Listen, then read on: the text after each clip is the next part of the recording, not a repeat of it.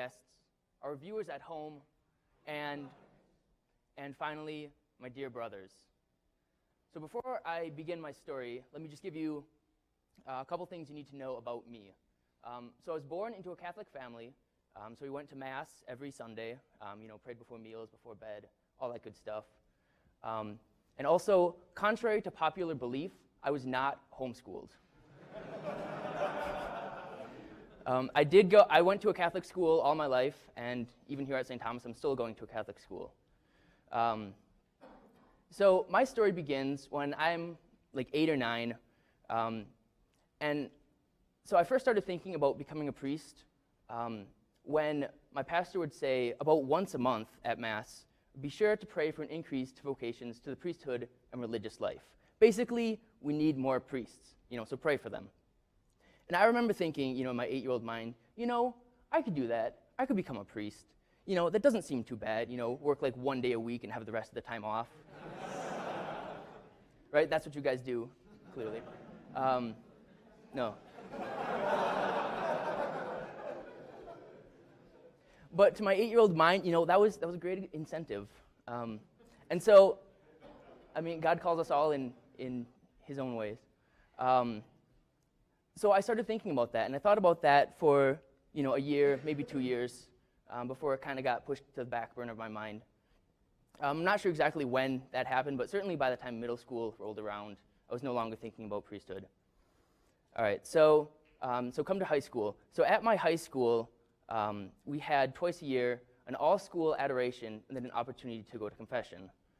And so my junior year, at one of these times of adoration, I was given the gift of tears. And for me, that gift manifested itself in, so I saw myself, as compared to God, as literally nothing compared to the infiniteness of God. And it's completely unnecessary, in God's plan. Shocker to my high school self, I'm not actually the center of the universe. But I saw myself, in unnecessary and, nothing and sinful. But despite all that, God still loved me. He still loved me enough to, to include me in his plan, to have something that he says, hey, I want you to do this. And it was overwhelming. It was the first time that I'd ever really experienced God's love for me. And so, like the name of the gift implies, there were tears. To put it succinctly, I cried a lot.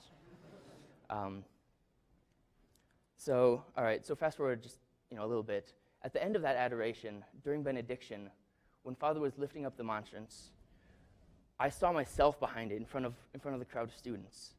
And just in that moment of seeing myself, holding the monstrance, all those thoughts of priesthood from when I was 8 and 9 years old, they all came rushing back to me. And so, for the next year or so, I made my prayer basically this. Okay, God, I will go to seminary. I'll see what this whole priesthood thing's about. But, I'd like another sign. Otherwise, I got my own plans, my own things I want to do with my life. I want to go to engineering school. I want to study computers. I want to, find a wife, get married, have a family, all those good things. But, if you really want me to go to seminary, I'm sure you can think of something to get me here. And so for about a year, that was my prayer. And so my senior year, around Lent, I got the feeling that I would know what I was supposed to be doing when I went to confession.